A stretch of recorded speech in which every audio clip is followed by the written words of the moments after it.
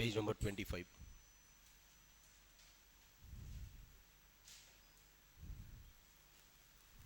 You had it right?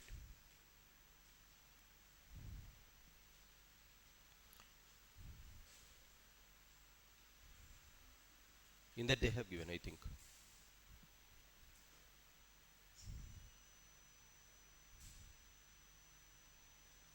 The other. Exports slip to 8 months low in July. Deficit widens. Decline in exports led by petro products whose outbound shipment value slumped to 22.5% to $5.2 billion. Import bill spike aided by 17.4% rise in oil imports that hit 13.8 billions. Now they are speaking about export slip to 8-month low. So every month this will be another news that will be repeatedly there in the Hindu newspaper. So one news that we'll find regularly is CPI, WPI data. What is this? Once you understand the static component, you'll understand it. Now this is about trade. So trade is what is the total exports and what is the total imports that you are receiving. Depending on this, there will be trade surplus or trade deficit. Whenever exports are more, yesterday I have been saying this, whenever your exports are more, you will get to dollars into the country.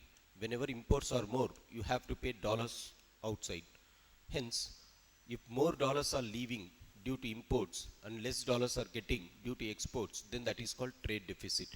India is facing trade deficit in the last month.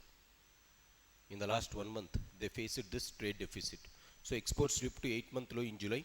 Deficit widens to 23.7%. So what exactly is this deficit? This is the trade deficit that they are speaking. What is trade deficit? Total value of exports minus total value of imports. Whatever you have that negative component, that is called trade deficit. So prati nela untundi. Now where this topic will be discussed, this topic we have certain things called balance of payment. There is a topic in economics, balance of payment. There I will be discussing this. Then you will understand exactly what it is. No need to remember every month this data. Just you have to remember the static component associated with it. Next, India and UAE reviving precious metals trade under CEPA, Comprehensive Economic Partnership Agreement. So again, this is related to imports and exports. CEPA. So this is what is CEPA. CEPA is a free trade agreement. Free trade agreement. So India and UAE has free trade agreement FTA. As a part of this FTA, you are importing some precious metals and exporting some precious metals. The question is, what is free trade agreement? What is free trade agreement or CEPA? See, normally when two countries are exporting and importing a product, when two countries are exporting and importing a product, in between them there will be certain taxes. Say for example, if this is India and this is UAE, if you are importing some products here, that products will be subjected to tax. That products will be subjected to tax. Similarly, when goods from India are exported to UAE, they subject this to tax, and these taxes are known as customs tax. These taxes are known as customs tax. Now, free trade agreement means the trade between the countries will be free from these taxes. The trade between these countries will be free from these taxes, and that is known as free trade agreement. India has made 13 free trade agreements. One country with which we have made in that 13 is UAE. What are the remaining 13? That we will see when I enter into BOP. Again, this is a trade related issue. So in BOP, you have balance of trade and free trade agreement. These two are topics under balance of payment. We will remember this there. That is what they have given. No need for remembering the entire thing. Just remember what is CEPA, free trade agreement. What is free trade agreement? This is the free trade. You are not subjecting the exports and imports of goods with any tax. That is called free trade agreement. Next one.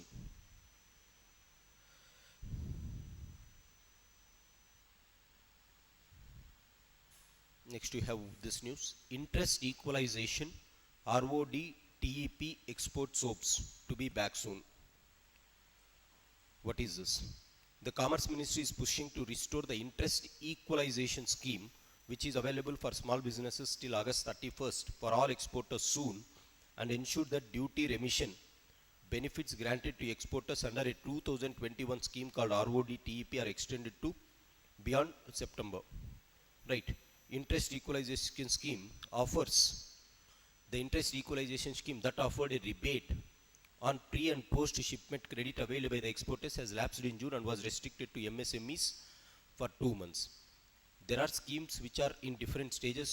Some are coming to an end, like the interest equalization scheme, so renewal has to take place. So those discussions are with the Department of Expenditure. Now what is this? ROD TEP. This is remission of duties and taxes on exported products. Remission of duties and taxes on exported products. This is what the term is. Remission of duties and taxes on exported products.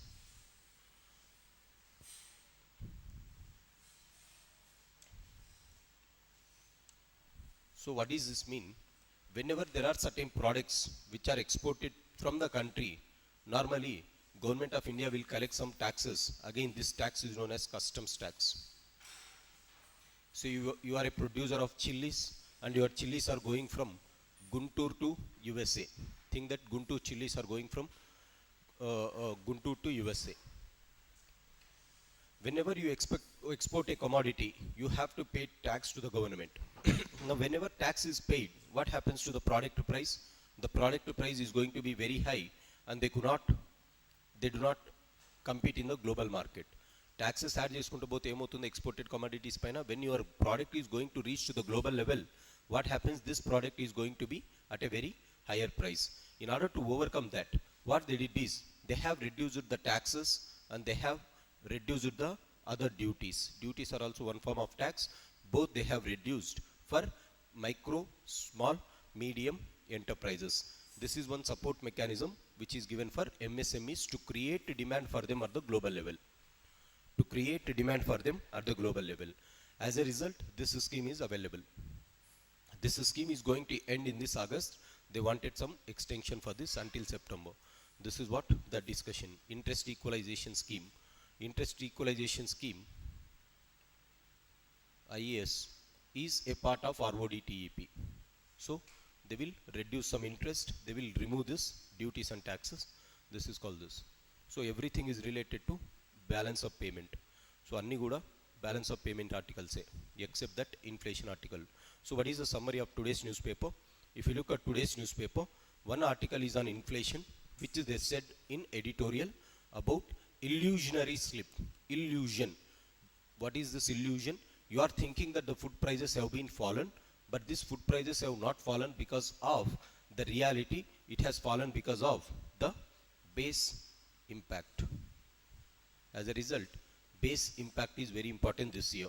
You know already base impact. Second thing is on balance of payments. They have spoken on the total number of exports has reduced or slumped compared to imports. Hence, there is balance of trade deficit and it has widened to somewhere around 23%. So this is one news under balance of payment. The second thing is, under the same text, India and UAE are considering to revisit their comprehensive economic partnership agreement as a part of free trade agreement for precious metals. What is free trade agreement? Free trade agreement is that agreement which makes the trade between two countries free from taxes. Which makes the trade between two countries free from taxes. This is second one. Third one is, whenever micro, small, medium enterprises are exporting a commodity to the global market, in order to create a market for them at the global level, by reducing the prices, Government of India does one thing, that is called they give input, they will give remission on taxes and duties. That is, they will not collect taxes and duties on these people. As a result, that prices will come down. That is called ROD TEP scheme. These are related to balance of payment. This is related to inflation. These things you'll study again in BOP. This is inflation. These are the things that you have in today's Hindu newspaper. Apart from that, if you look at editorial, there was one article on civil services. Please read that, everyone, as you are preparing for UPSC, have a look at it. What is the article that they gave? The seductive trap of civil services. The seductive trap of civil services. This fellow is writing, is there a decreasing demand for civil services now, or how candidates are coming to UPSC preparations and how they are spending their time? Is there any other alternative way? These things was written there. You can have a look at it. Everyone has to read it because this article is reflecting for us. So article kachitanga chadavali. Apart from this is the one that you can read, and this is what economics news is. So let's go to our normal discussion. In my last class, we were discussing about the so-called what is national income, what are the measurements of national income. You have income method, expenditure, gross value added method, and then what are the inferences from national income. That is called, in national income is equal to C plus I plus G plus X minus M. Imports has to be reduced through import substitution policy, that is self-reliant policy or Atmanirbhar policy, and I have said what is the difference between this and 1905 Vande Mataram movement, where we have called for Swadeshi movement, right? So there was boycott of goods and services there. Here there is no boycott, rather boycott, our goods will be competitive in the global market. That is what first thing that I said.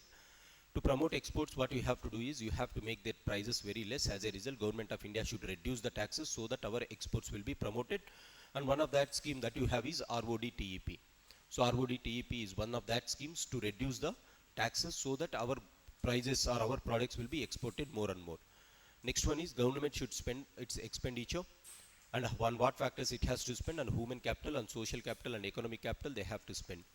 The next one that I said is investments has to come into the market. That can be your private investments or that can be global investments who is coming into your market. Next one that I said is investments, consumers, consumption expenditure of the public. They should have jobs. For that, government has to build human capital development. Through that they will get jobs and there will be consumption expenditure. If they are not expending, at least they have to save it in the banks of India. As a result, this money will be saved or this money will be circulated to the investors. There should be good banking culture. This is what we have discussed. After that, the next component that I said is we will be discussing growth and growth rate. So this is the next component for the discussion.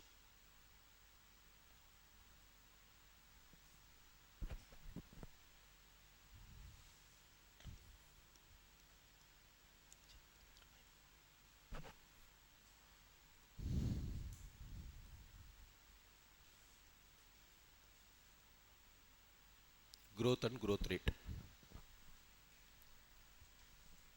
First of all, you know what is national income, right?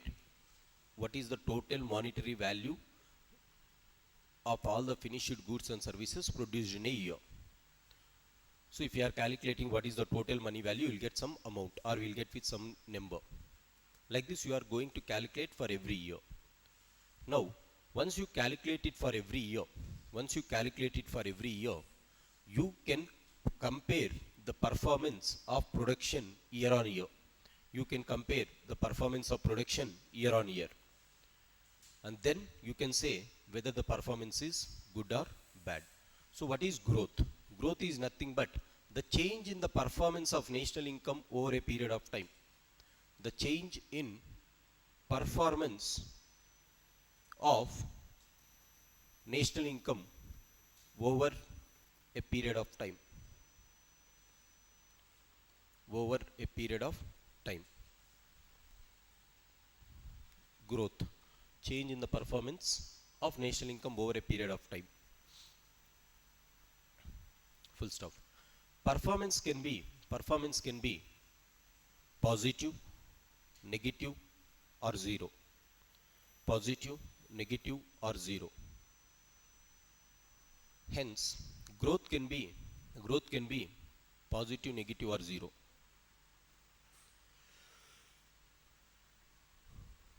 Growth can be positive, negative or zero. Next, growth rate.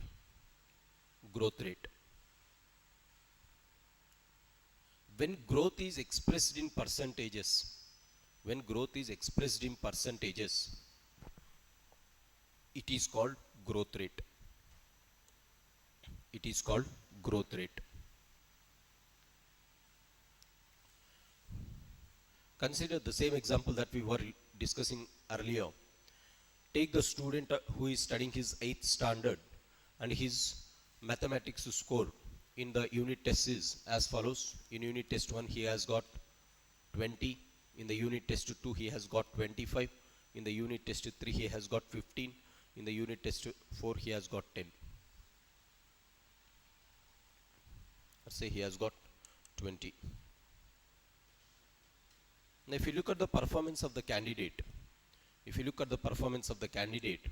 by considering unit test 1 as the base, his performance is nothing but change in the marks between two tests. So his performance is plus 5 here, his performance is minus 5 here, his performance is 0 here. So the change in the performance is known as growth. This is called growth. Here the student is grown by plus 5, here the student is grown by minus 5, here there is no growth. Hence, unlike English meaning of growth, which is seen in the positive terms, in mathematics growth should be seen either positively or negatively, or it can be neutral or zero. Growth can be positive, negative or zero, because growth is nothing but change in the performance. So growth can be positive, negative or zero. So expressing this in absolute number, if you look at this is absolute number, is growth. If we express the same performance in percentages, then that is called growth rate. This is called growth rate. So how to calculate growth rate? It is performance, percentages. When two things are given, how to calculate? If there are two units, unit 1 and unit 2, how to calculate percentage? Unit 2 minus U11 minus U1 by U1 into 100. This is the formula to calculate percentages. Past minus present by past into 100, or present minus past by past into 100. This is what we have to use in order to calculate percentage. Percentage formula enti you will be using when two elements are given. If they ask you to calculate percentage, what is the formula? So this is the formula that you will use. Similarly, in order to calculate growth rate, you will use the same formula. Say for example, this 5 can be expressed. If I want to express this in percentage, how I can express it? There are two units, unit 1 and unit 2. Past is 20, present is 25. Present minus past by past into 100. 5 by 25 into 100.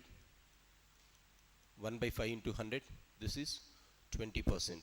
So I can express this in absolute number, or I can also express this in percentage format.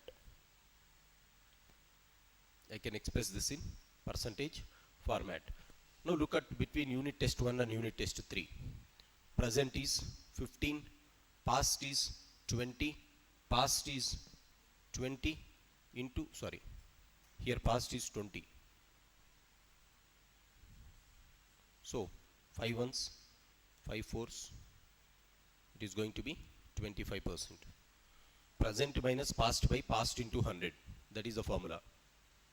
Present minus past by past into 100. So this is going to be 25%.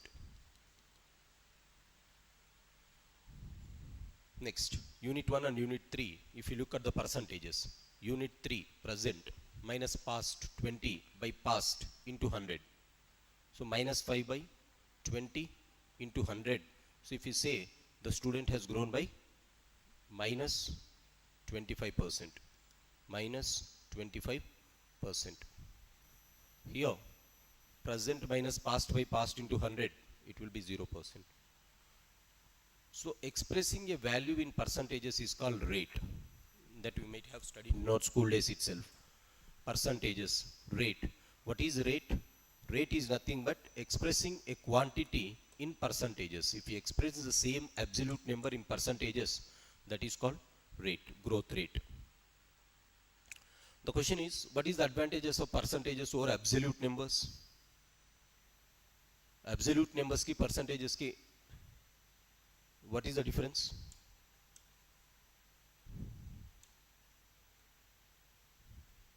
Why we should have percentages? ఎందుకు percentages ఉన్నాయి? Why we study percentages in schools when we have absolute numbers? Absolute numbers లో కూడా చెప్పొచ్చు కదా? Why we have percentages?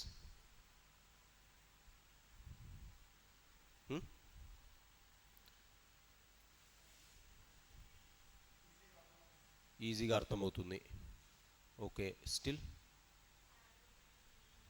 To calculate mean value. No ma'am, we don't calculate mean value here. Average is something different. 20 plus 25 by 2 is average, not percentage.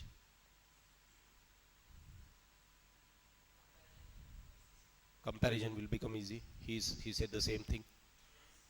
Huh? Trends.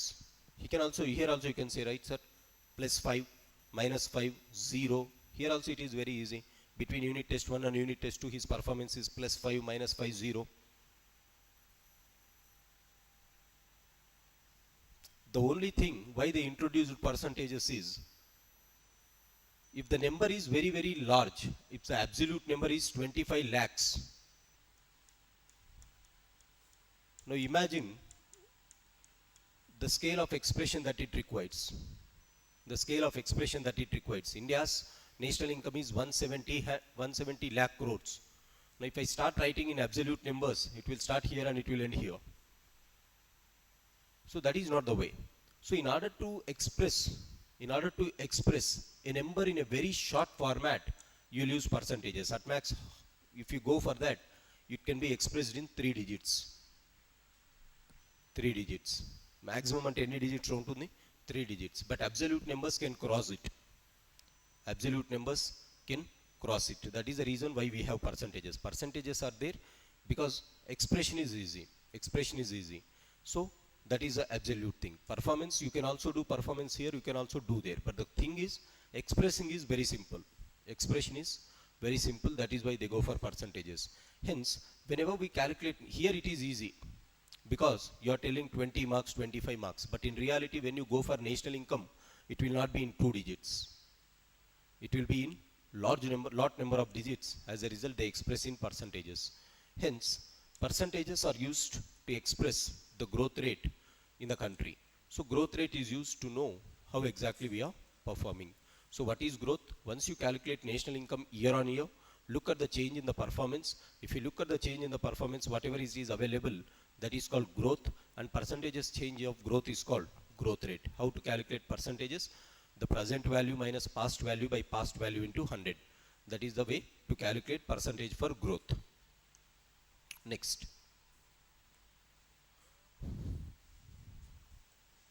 Then there is one more topic that is called economic cycle. Economic cycle. What is economic cycle? The extrapolation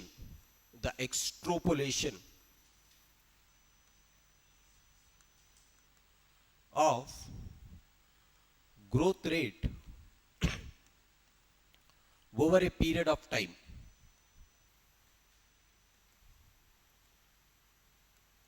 is economic cycle. Extrapolation of growth rate over a period of time is economic cycle.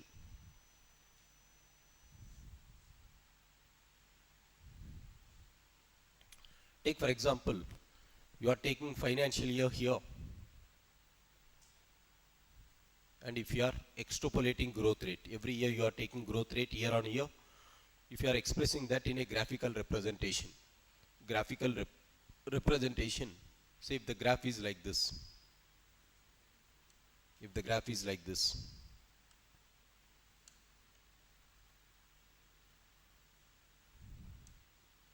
so how it is coming? Say quarter 1, the growth rate was this. quarter 2, the growth rate was this. Quarter 3, the growth rate was this. Quarter 4, the growth rate is 0. Quarter 1 of next financial year, the growth rate has fallen. Quarter 2, it has still fallen. Quarter 3, it started rising. Quarter 4, it started coming to 0, and then it started again propelling. Quarter 1 next financial year, quarter 2 next financial year. Say that growth rate, you are taking growth rate calculation. How you are taking growth rate? Every quarter you are going to calculate national income, and then you can measure the growth and growth rate, right? So think that this is the way. So when growth rate is expressed, over a period of time, then that is called economic cycle. The cycle that you are going to obtain is economic cycle. And by observing this economic cycle, you can determine whether the economy is performing well or not. So this is called economic cycle. Growth rate extrapolation over a period of time is economic cycle.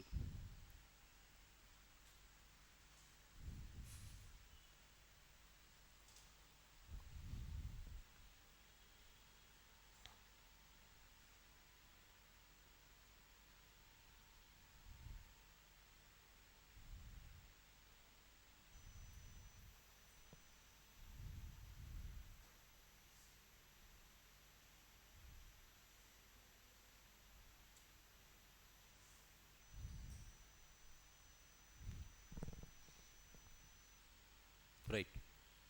So this is economic cycle. By looking at economic cycle, you can say whether the economy is performing or whether the economy is not performing. By looking at the economic cycle, you can say whether the economy is performing or whether it is not performing.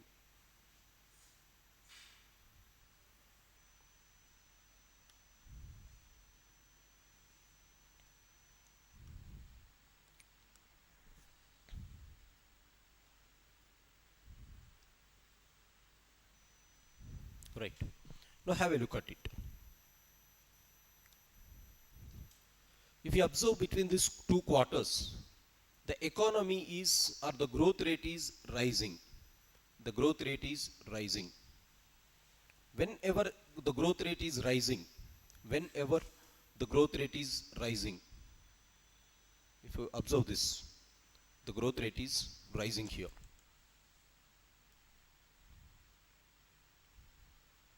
From here, it is going up, up, up, up until here. When the economy is growing in a positive direction and it is increasing, this cycle of economy is known as growth phase. This is said to be growth phase. Growth phase, because economy is on the rising track. Growth phase. Now if you observe this, from after quarter 2, economy started falling down. It started falling down further. It started falling down, like this. It has come to fall from here to here. This phase of economy, when the economy is falling, this phase of economy, when economy is falling, you call this phase as the depression phase. The depression phase. Economy is said to be under depression.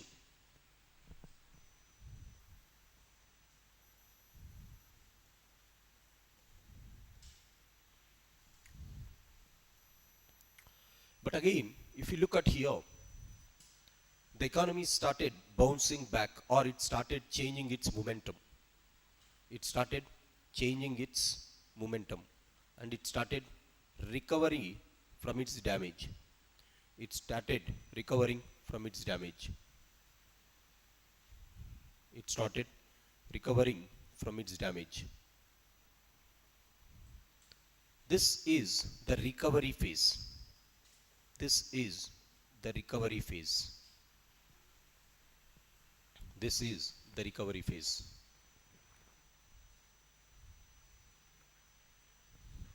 Once it is recovered, again it is bouncing back in a positive direction. Again it is bouncing back in a positive direction. Hence this is again the growth phase. Growth phase is also known as the boom phase. Economy is in boom. Boom antam. Economy boom lo undi ani. Depression phase is called Bain phase. BANE. Depression is called Bain phase. Economy is said to be in Bain. Now, observe this.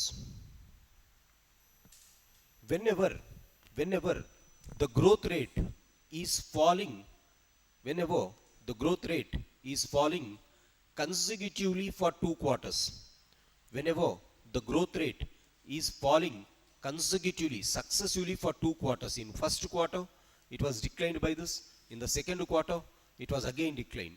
Whenever the growth rate falls successively for 2 quarters, ఈ quarter పడిపోయింది, next quarter successively it it is falling, you call that phase as the recession. So recession technically is fall in the growth rate for 2 successive quarters. For 2 successive quarters. 2 successive quarters to growth rate padipote, you call it as recession. Prolonged recessions are called depressions. Prolonged recessions are called depressions. Prolonged recessions are called depressions.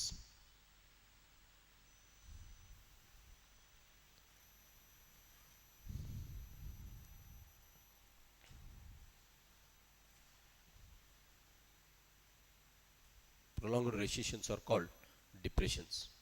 So this is some terminology that you have to understand from economic cycle. First of all, what is economic cycle? Economic cycle is the cycle that you obtain by extrapolating the growth rate over a period of time. Growth rate over a period of time. If you take time on x-axis, growth rate on y-axis, and if you are quantifying it, you'll get a cycle, and that cycle is known as economic cycle. By looking at the economic cycle, you can say whether the economy is in the growth phase, whether it is in the recession phase. Recession means 2 successive falls, or whether it is in depression phase, or whether it is in recovery mode, or is it in growth phase again. So based on this cycle, you can observe this. So these are the terms that you have to understand. These are the terms that you have to understand as far as an economic cycle is considered. Now, which phase is good for economy? Normally, obviously, here, right? Which phase will be? The growth phase will be good. When there is growth phase, consider this phase. There will be everywhere optimism. People will have jobs. They will be spending. There will be demand with their spending. More private investors will come from India and global level. And then there will be more productions, more exports, less imports. So look at the national income, how it starts. When it is in the growth phase, it starts propelling because C will be there, I will be there, exports minus imports net will be positive. If you add government expenditure also to it, it is going to rise too much.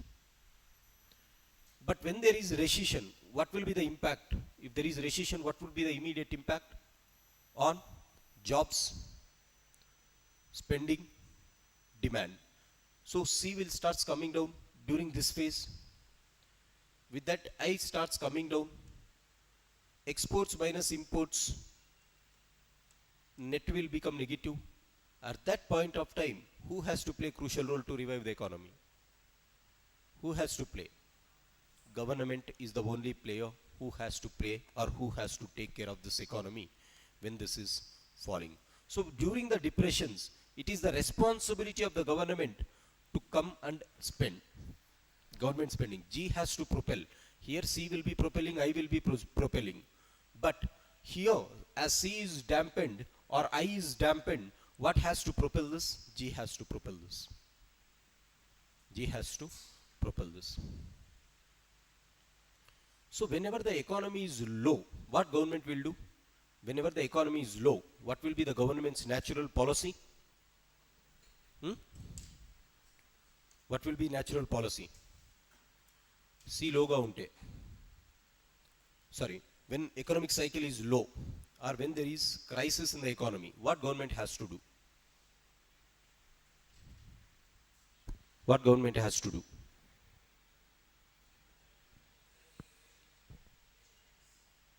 It has to, loud sir, have give to loans to private people. Private people will come.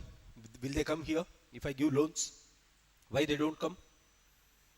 Yesterday I said, when private people will come? When there is applause for private people. Demand on the situation law. People ki jobs bothunte, they will not come outside and they will not spend amount. There will be no demand. What is the point of giving investments to the private people? What government has to do? Subsidies. Subsidies they can give. So by giving subsidies, what government is doing? Yes, sir. Someone is saying. Yes, be loud. So what government has to do during the times of this phase? Obviously, government has to increase its spending. What is G? C plus I plus G plus X minus M lo G and I. So, when the economy is down, C will be down, I will be down, this will be down. Who has to propel the economy? What is G? Government expenditure. Government has to spend more. Government has to spend more during this period of time. Whereas, during the growth phase, who will be propelling your economy?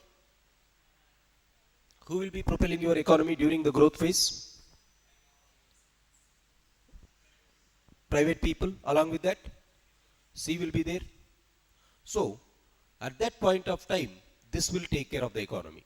But when it is falling, these people will not be coming into the economy. As a result, government has to spend. Government has to spend. If government has to spend here, they should have money with their hands. డబ్బులు ఉండాలి కదా spend చేయాలంటే. So what government has to do? Government has to save the money during this phase. When you are spending, I will not come and I will not spend. Because you are propelling the economy, I will save at this point of time. But when you are not spending, I have to take money from my pocket and I have to do it. So one thing, it is very clear. When the economy is growing, private people and the consumers can take care of the economy. But when the economy starts falling, an additional intervention of government is required compulsorily here, where government has to take money from their pocket and they have to spend money for the public or for various activities, be it subsidies or be it any form. You can go and spend it. Now, when economy is still falling, government has to take more money from its pocket. Now, when economy starts recovering, government should start saving. It should not spend. నేను ఇక్కడ spend చేయాలంటే నా దగ్గర డబ్బులు ఉండాలి. So I have to save it. From where I have to save it? During this period of time. So when economy is growing, government saves money. When economy is falling, government spends money. So when ever economic cycle is low, government will spend more money. So, if you look at government's policy,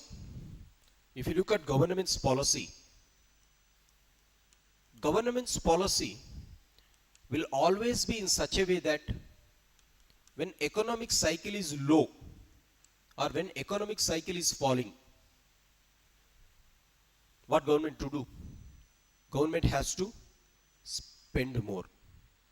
Government has to increase its spending. The more it falls, the more it spends. And when economic cycle is growing, in the growth phase, what government will do? Government will reduce the spending And what it has to do? It has to increase savings. This should be the policy of government. The policy of government. In economy, the policies of government are known as fiscal policies. What is fiscal policy? The policy adapted by governments are called fiscal policies. Whenever you come across the term fiscal policy, it means we are referring to the policy of Government of India. We are referring to the policies of Government of India.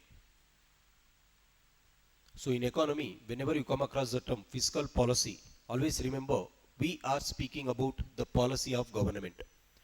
So the fiscal policy of government will be in such a way that whenever, so what is fiscal policy? Fiscal policy in the sense means what is your policy, the policy of government.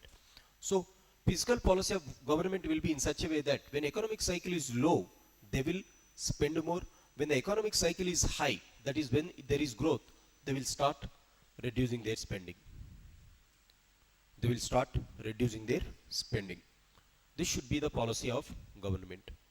So what I was discussing is, I am discussing economic cycle. How I entered into this economic cycle, first I discussed what is growth rate. After that, I have been extrapolating this on a graph. Right, when you extrapolate this on a graph, you are going to get this. So whatever the cycle that you are going to get is economic cycle. From the economic cycle, there are certain interpretations. First one is economy will be in the growth phase, they will be in the depression phase, they will be in the recession phase, they will be in the recovery mode, and then there will be growth phase. In the recession, in the growth phase, everything will be optimistic. As a result, C will be there, I will be there, X will be there, M will be reduced. Hence, government starts reducing the expenditure at this point of time. But when the economy is falling, these fellows will not come. As a result, now government has to take money from their pocket. Now government has to take money from their pocket. This is known as fiscal policy. So if you look at the fiscal policy is nothing but the policy adapted by the government, and it will be in such a way that when economic cycle is falling, they will start spending more. When economic cycle is more, they will start spending less. So one thing that we have to clearly understand is, during the times of economic slowdown, government spends money. Government makes more and more money. During COVID-19, why they have given free vaccines to all 140 crores of population? Why did government give free vaccines? This is spending. As other people, during the lockdown, there is no money with the public, there is no investments made by the private people. As a result, C was zero, I was zero. Then who has to propel at least this economy? Government. So that is the reason why they gave free ration, free vaccines. So this is the policy. By making that expenditure, government wanted to enhance the national income. So if you do observe this, so if you look again at the so-called economic cycle, the growth rate over a period of time, and if you extrapolate that,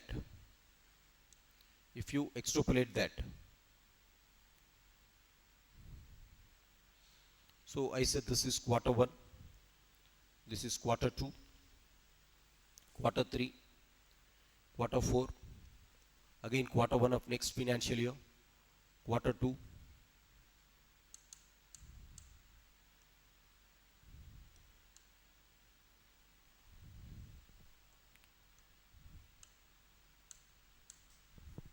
quarter 4, quarter 1, quarter 2, 3, 4. So if you start looking at it, then what happened? Again think that it is rising. This is what we thought. So this phase I said, this is growth phase. This is growth phase. This phase I said, 2 quarters successive decline is recession. Prolonged recessions are called depressions.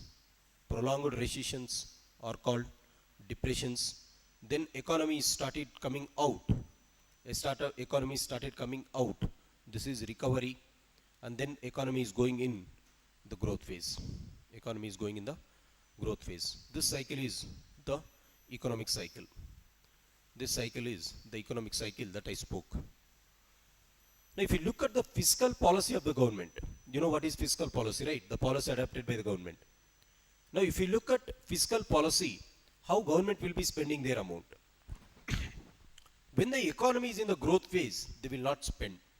They will save more and more. So, as economy starts performing, they will start spending less and less and less. As the growth starts falling, they will start keeping money from their hands slowly. As the growth rate still falls, they start spending more further. They start spending more further. And as economy starts recovery, they starts reducing their amount. They starts reducing their amount. As economy is again going in the growth phase, they will start reducing this. So, this policy, whatever you have written, this policy, whatever you have drawn, this is the policy which will be countering to your economic cycle. So, the cycle that you have drawn here is what cycle? The government cycle or fiscal policy. The policy adopted by the government. So, the policy adopted by the government will be in such a way that when there is a growth, they will start spending less. When there is fall, they will start taking money. And when the growth rate is still falling, they will take more and more money. This form of spending or this form of policy which is adapted by the government is exactly opposite to your economic cycle. If you do observe this, it will go exactly opposite to the economic cycle. It will be countering the economic cycle. It will be countering the economic cycle. So what is countering? The policy of government is countering. What is policy of government? Fiscal policy. So the fiscal policy of government is countering your economic cycle. The fiscal policy of government is countering your economic cycle. Whenever your fiscal policy counters economic cycle, that fiscal policy is known as the counter cyclic fiscal policy. The counter cyclic fiscal policy. The fiscal policy will be in such a way that it will be countering the economic cycle. The fiscal policy will be in such a way that it will be countering the economic cycle. It will be countering the economic cycle. This is called counter-cyclic fiscal policy.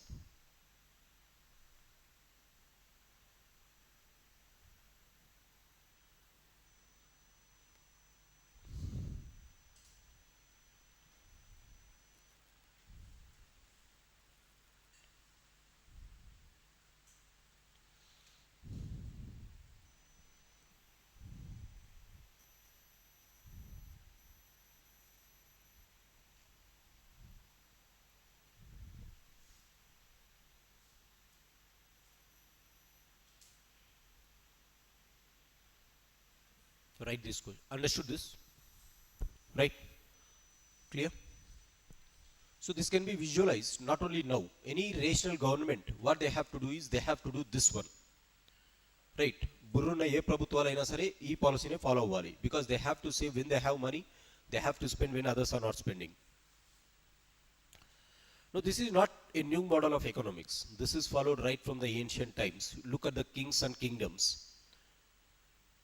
If you observe that, the kings during that kingdom times, what they used to do, when there is drought in the kingdom, when there is no rainfall in the kingdom, the kings used to ask the people to dig canals, to build city fort walls, to construct some palaces. Right? So, what they used to do, when there was no rainfall, the king used to give jobs to the people in the form of digging these canals, in the form of constructing some fort walls, in the form of constructing some palaces. Why he is doing it? They are doing it because they wanted to create job for the people, because there is drought, there is no agriculture. Right? రాజ్యంలో కరువు కాటకాలు ఉన్నప్పుడు రాజు ఏం చేస్తాడు? ప్రజలకి పని ఇస్తాడు. But if there is rainfall in the kingdom, if there is good amount of rains, people will be engaged in their own agricultural activities. At that point of time, the king will not engage into these duties. The king will not engage into giving jobs for the people. So only when there is no rainfall, king will give the jobs. When there is good amount of rains, people will get their own jobs in the form of the so-called agricultural labors or agricultural activities. What they are doing? When there is no rainfall, king is providing job. When there is rainfall, king is not providing it. So again, that is a counter-cyclic policy of the king. The same thing. Why we have constructed this secretariat? KCR has constructed it. Why Narendra Modi has constructed new parliament during the times of COVID-19?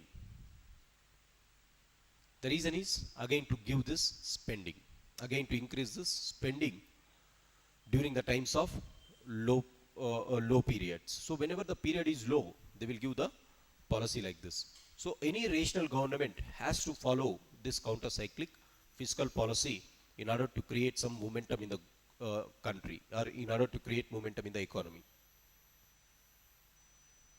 Understood? Write this question. Let me check.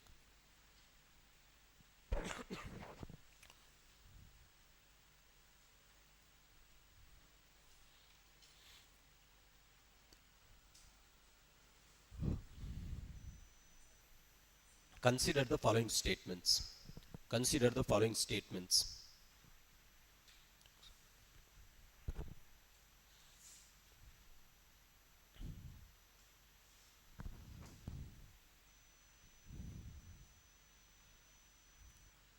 First one, government taxing the public. Government taxing the public. Second one, government increasing expenditure. Third one, government taxing the industrialists.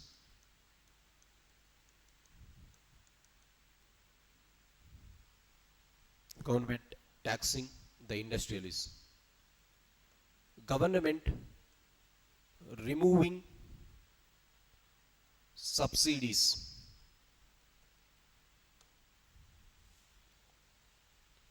Next, which among the following would be which among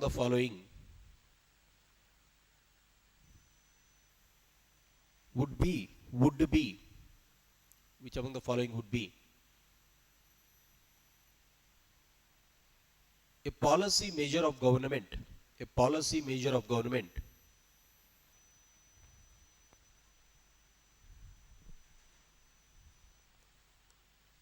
policy measure of the government during the times of economic slowdown. During the times of economic slowdown.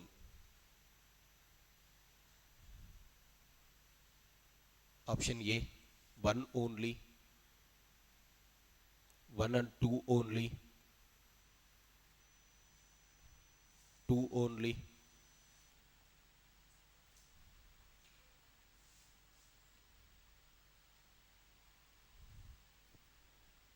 2 and 4 only.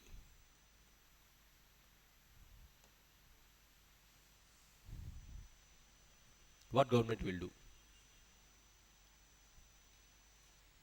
Government removing subsidies under Asera 4. What will be the option?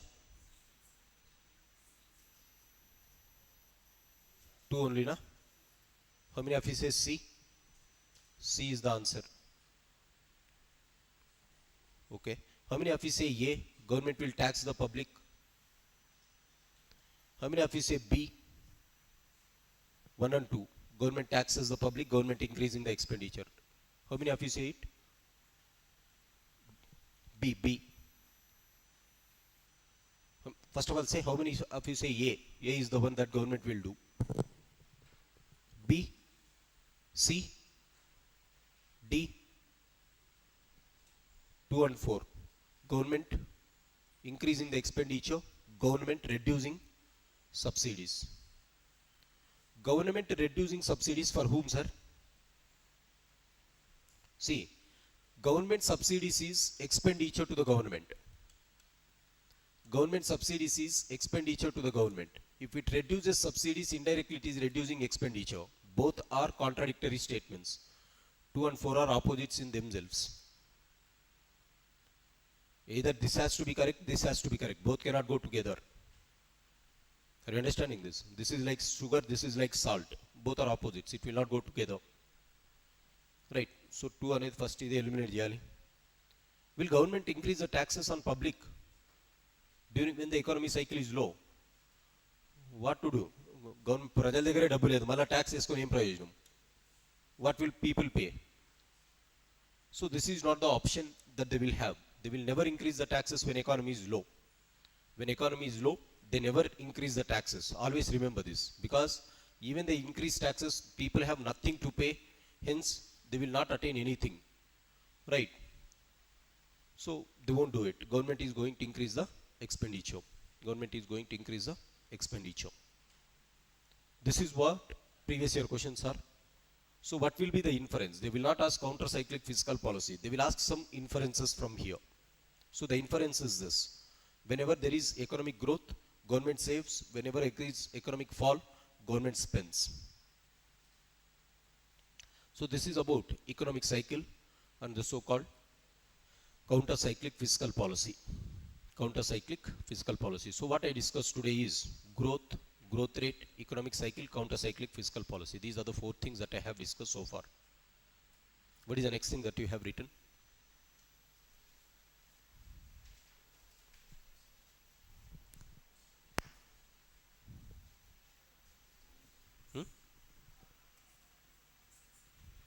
Sorry?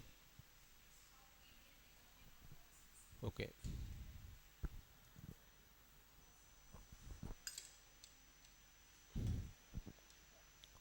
Now the next thing is, after calculating it, we know what is growth rate. Why we are discussing this? To just know, we have entered into the topic of national income to know whether your economy is performing or not.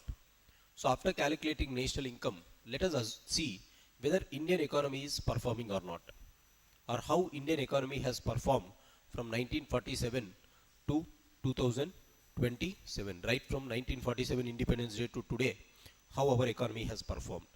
So that is next point of discussion. The performance of Indian economy.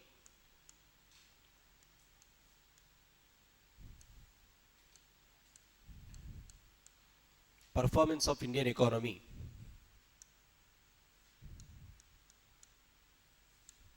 since 1947.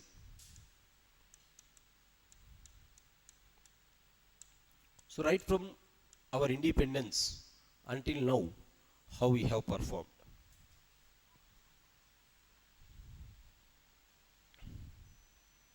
So from 1947 there will be data, 47, 48, 49 national income data will be there. So we have to judge it or we have to look at it. However, we cannot go with year-wise data. From last 78 years, I cannot say all the data and we cannot analyze it. However, the entire 78 years of our independence, if you look at the economy, we can divide this economy into, or the performance of the country into 5 phases. We can divide them into 5 phases. So we will be studying that in a phasal manner or stage-wise manner, how India has performed from 1947 until 2047. So performance of India economy from 1947 can be studied in a phasal manner. Write this. Phase 1. Phase 1. Phase 1. From 1947 to 1980. 1947 to 1980.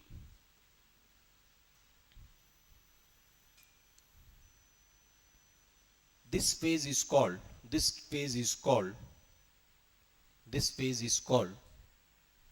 stagnant phase of economy. The stagnant phase of economy. Because the economy or economic growth, the economic growth rate has been stagnant around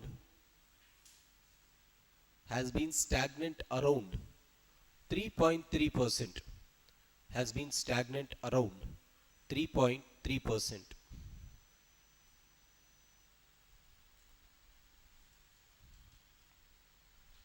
The reasons for this stagnation are the reasons for this stagnation are the reasons for this stagnation are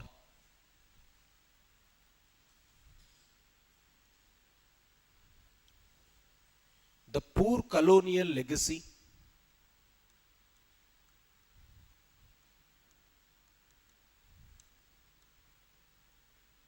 the poor colonial legacy. Second,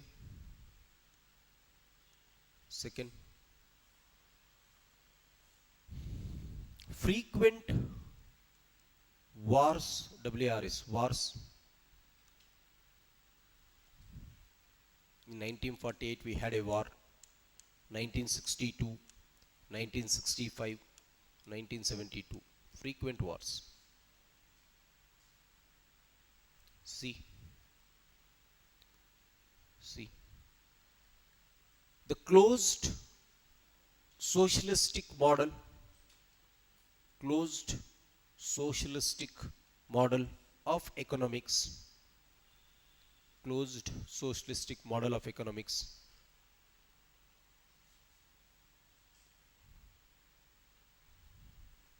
D, D. More imports of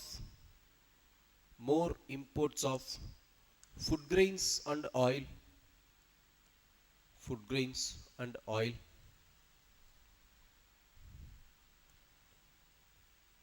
resulted in the stagnant phase of economy, resulted in the stagnant phase of economy.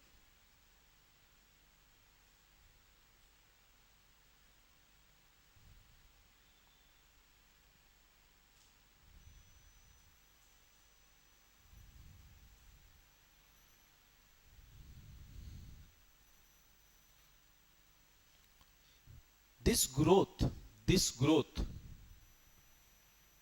is termed as TRMED, is termed as the Hindu rate of growth, the Hindu rate of growth.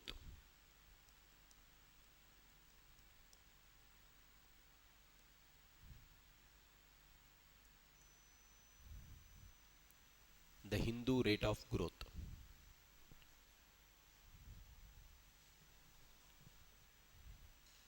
Next, phase 2, 1980 to 1990. Phase 2, 1980 to 1990.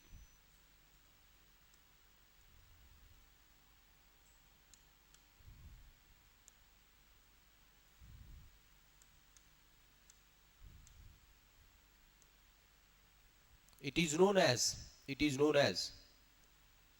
the transition phase. The transition phase.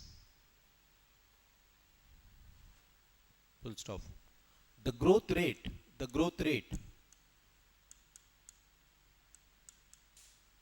started growing at 5.5%, 5.5%,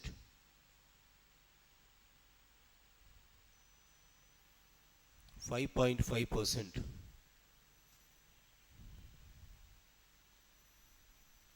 during this period.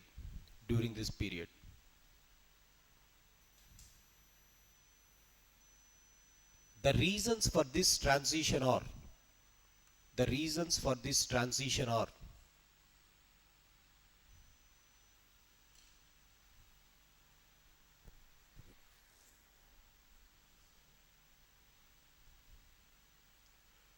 first one, the results of green revolution. the results of Green Revolution? B. The early stage reforms of Prime Minister Rajiv Gandhi.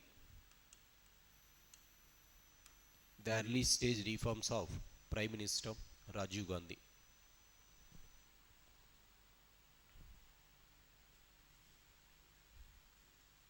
Next. Third.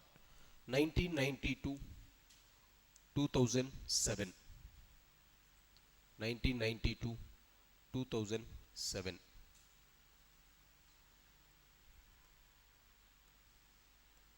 1992 2007.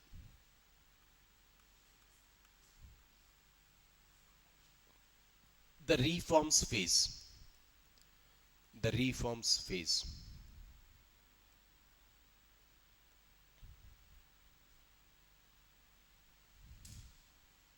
The growth rate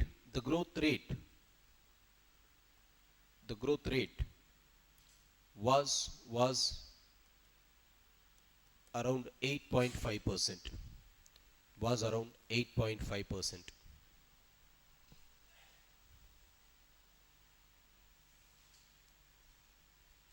The reasons for this growth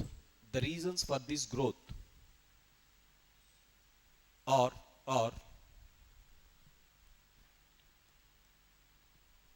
mixed economic model,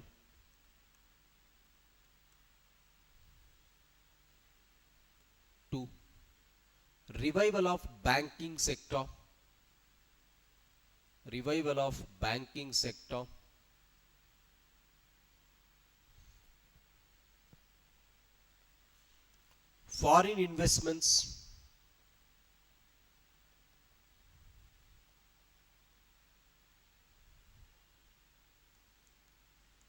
foreign investments,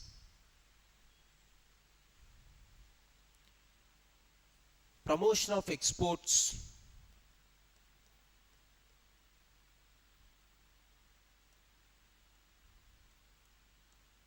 reduction of imports.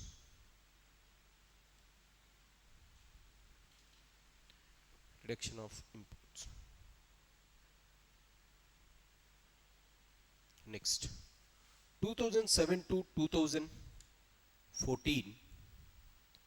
2007 to 2014. This is phase 4. The crisis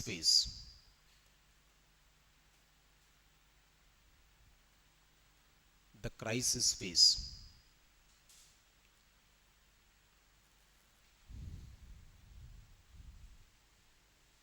Growth rate was around 6.6%.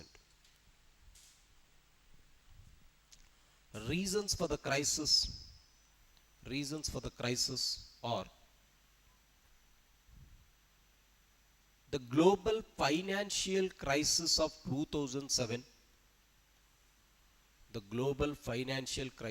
2007.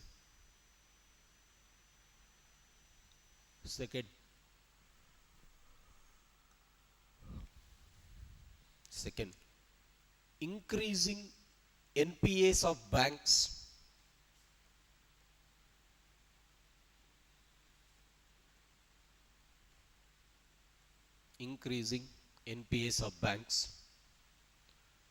Three, loss of consumption expenditure.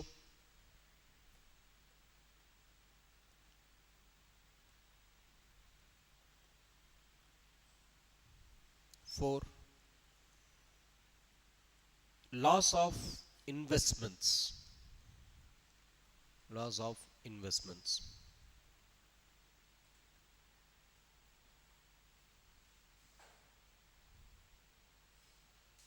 Next, last phase during the times of Narendra Modi.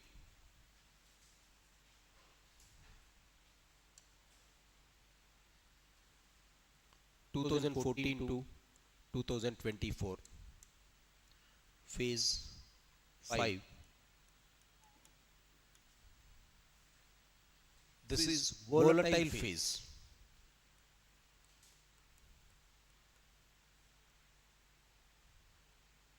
Volatile phase. The growth rate is highly inconsistent. With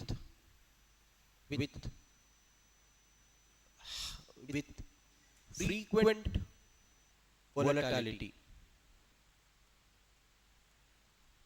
With frequent volatility. Full stop. It increased beyond and decreased to the bottom.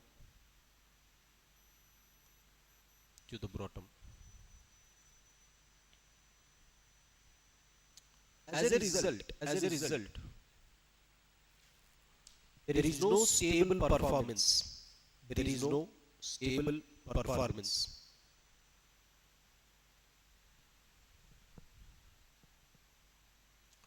This is due to demonetization,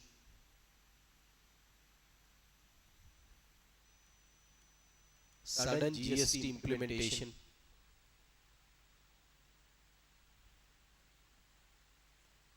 sudden GST implementation.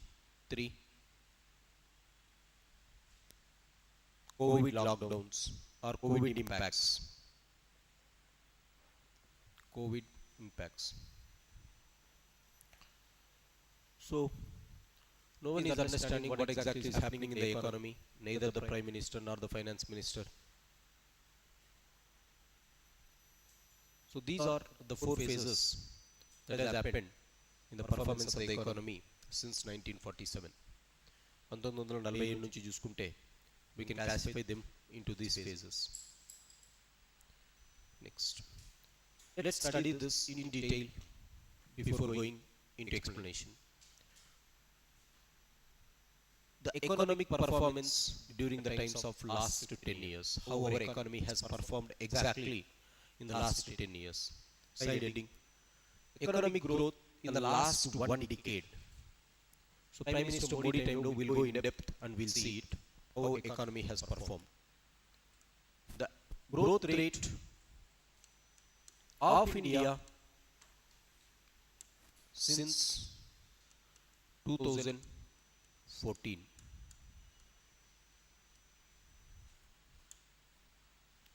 The growth rate of India since 2014. During Prime Minister Modi,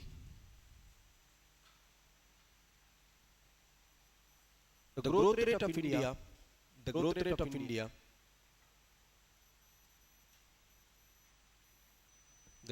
of India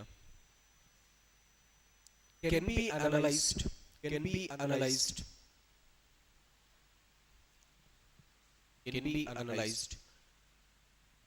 with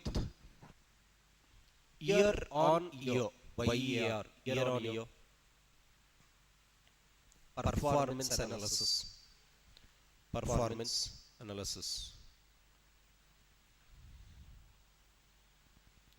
So we can take this financial year and what is the growth rate. 2014 financial year, 2015, 2016,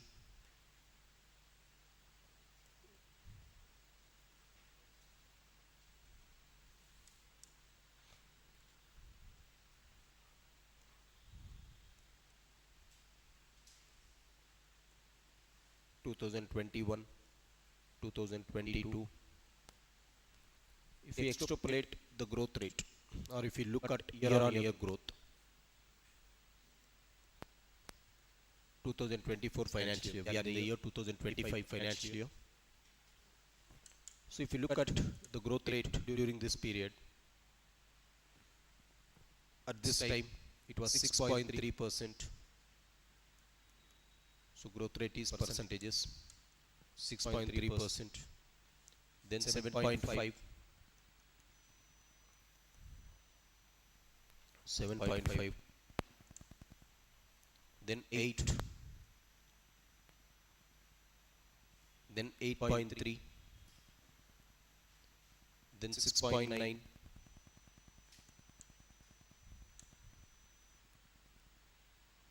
then 6.5, then 4, then minus 6.2, then 9.9, then 6.8, then 8.2, 8.2.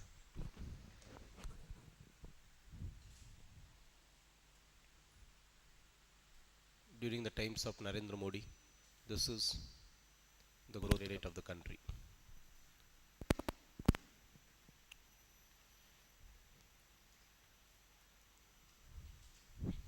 Right. Try to extrapolate economic cycle and then we'll understand clearly what exactly economic cycle is and what is the inferences there. So if you draw this in an economic cycle, if I try to keep this in an economic cycle, you know, economic cycle is extrapolating growth rate over a period of time, financial year and growth rate. So we are starting from 2014, right? 2014, 15, 16, 17, 2018, 19, 20, 21, 22, 23, 24.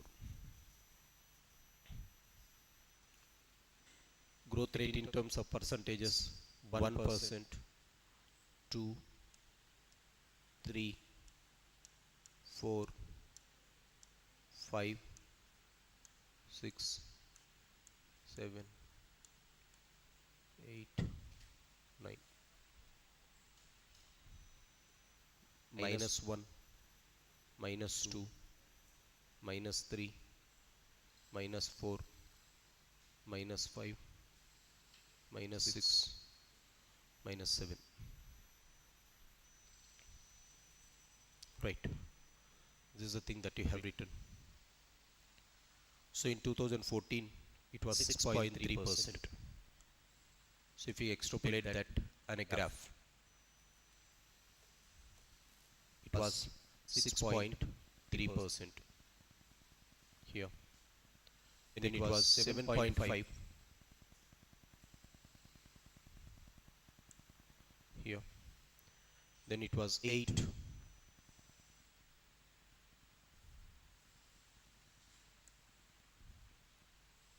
Then it was 8.3.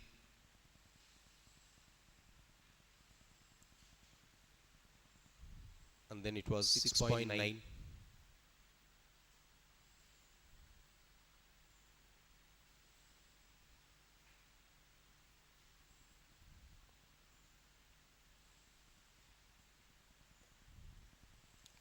Next, it was 6.5.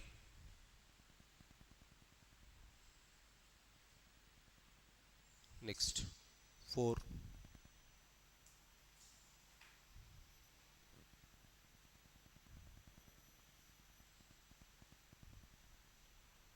Then they fall on to minus 6.2.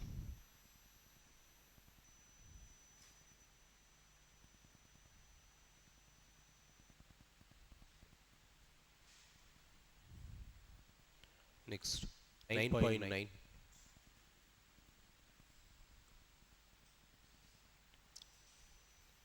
So 8.2.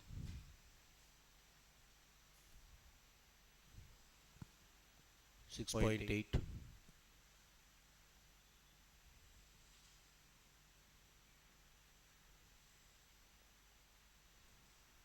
8.2.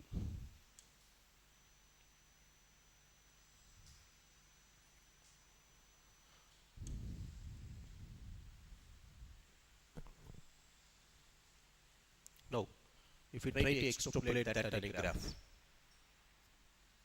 right? So, during the times of Modi, it started on a very good note. It started improving. But all of a sudden, it started falling. It started falling, and it reached the bottom rock, and then it has immediately grown the next financial year.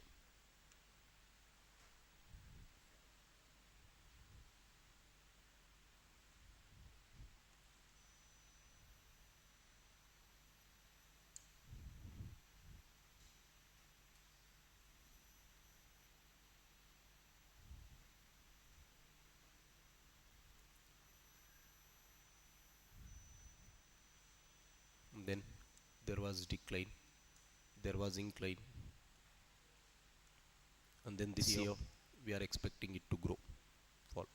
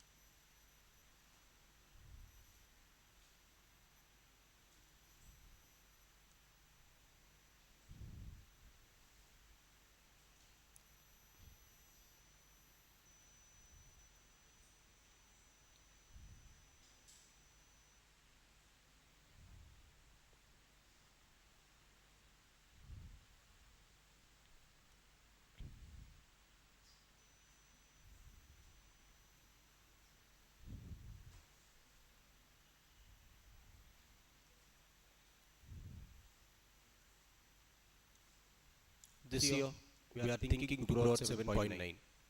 This year we are thinking to grow at 7.9.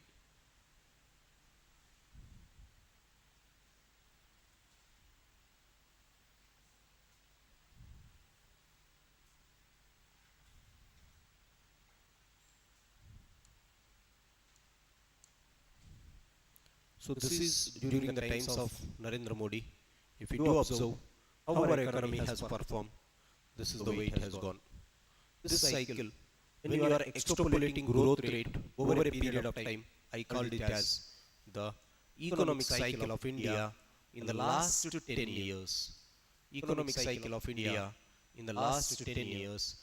Economic cycle is also known as business cycle.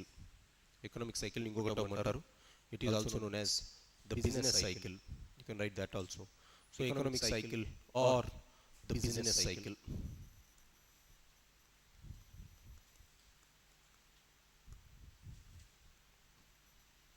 Economic cycle is also known as the business cycle. So if you look at this, this is what Prime Minister Narendra Modi's tenure is. It has went up, it has peaked up, it has seen bottom. This is the thing that we observe. This is called economic cycle, when growth rate is extrapolated over a period of time. Now, by looking at this growth rate or by looking at this economic cycle, we can say whether economy is performing or whether economy is not performing. So, economic cycles are helpful in interpretation of the growth rate of the country. Like this, You can draw a graph from 1947 to 2024. But as it is very difficult to extrapolate all it in here, so I have taken the last 10 years, and for the rest of the years we have consolidated in a facial manner. Why we have went to the facial manner? Otherwise, from 1947 itself there can be one graph, but that is not necessary. So you can consolidate that into these phases, and the last phase you can go into this way. And if you look at this, what is the analysis?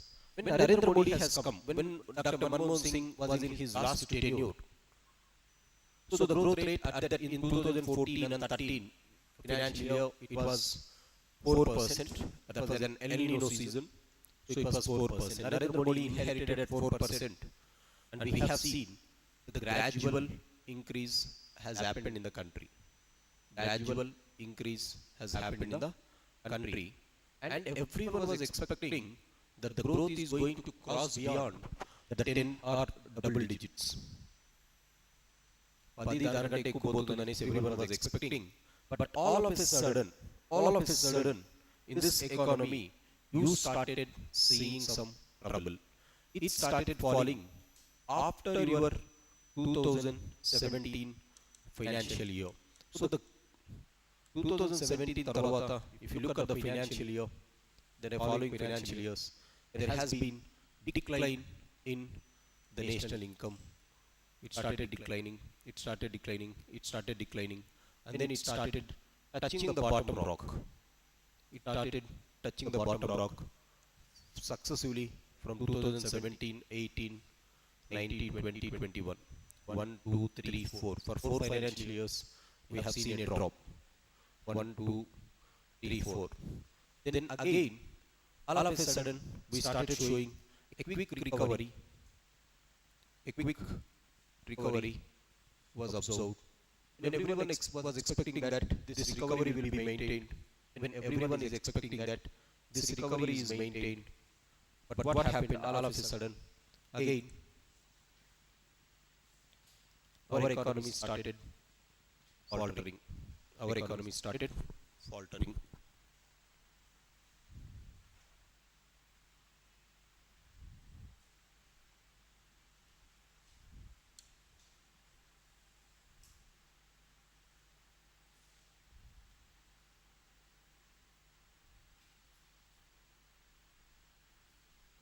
We started thinking that. So if you see this, we have fallen and we have risen with a V-shaped recovery. We have fallen and we have risen with a V-shaped recovery. Again, everyone is thinking that it was going good, but again there was down, there was up, there was down. So if you look at this, economy is down, economy is up, and again it is down. It has fallen very sharp, and it has risen very sharp. It has taken a turn from the growth momentum. It has fallen successively.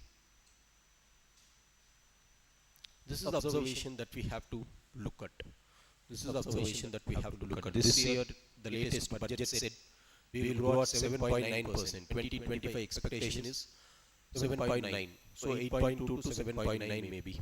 That is what your expectation is.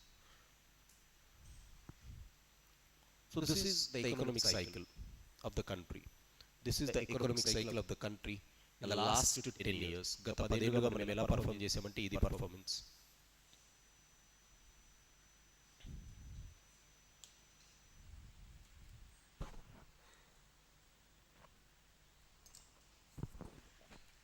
So what is this observation?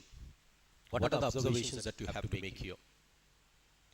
The observations are, the economy was going at a good pace, but all of a sudden, why did you take a new turn here?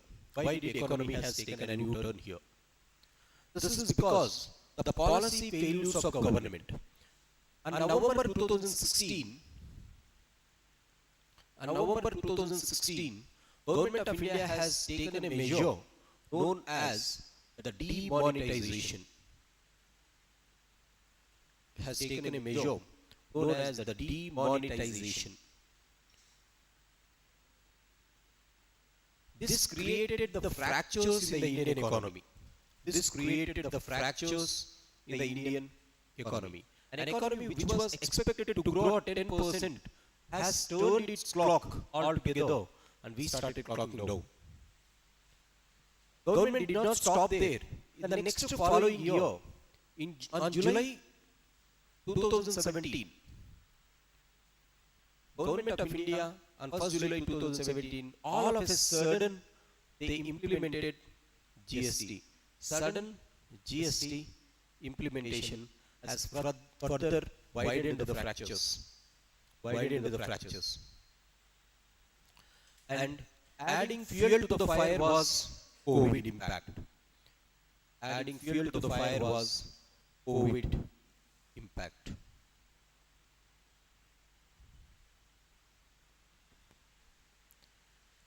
These three has hit the economy to the maximum. These three has hit the economy to the maximum. So the combined effect of demonetization and the sudden implementation of GST, the combined impact of demonetization and the sudden implementation of GST made this economy to fall from 8% to 4% altogether. So our economy has reduced by half due to your double impact of demonetization and COVID and GST implementation. So there has been 4% decline in the growth rate because of this too, because of demonetization and sudden GST. Now that was further reduced because of this. This can clearly be said that though Indian economy has stopped its or reached its bottom because of COVID-19, but our deep malaise has started not just because of COVID-19, but much before it also. Demonetization and GST is the place where we have turned and we have got back here.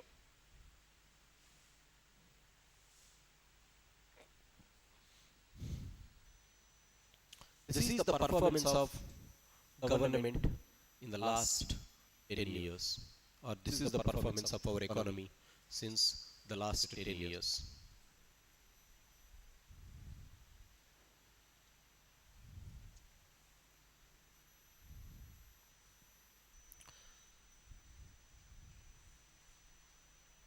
What I mean to say is, whenever you want to know the performance, how I entered into the performance after discussing national income growth rate, economic cycle, fiscal policy, counter cyclic fiscal policies, we have entered into this, and I have said that we can study our economy in these phases, or we can study somewhere around the last 10 years in this manner. The question is, what happened to this? Because of demonetization, we started coming down. GST implementation, we started coming down, and we have hit the bottom rock because of COVID-19.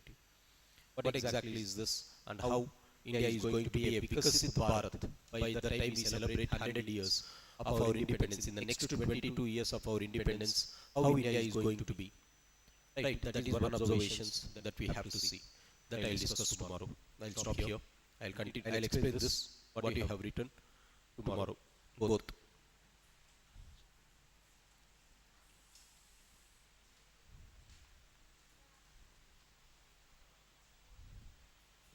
This data, latest economic survey data.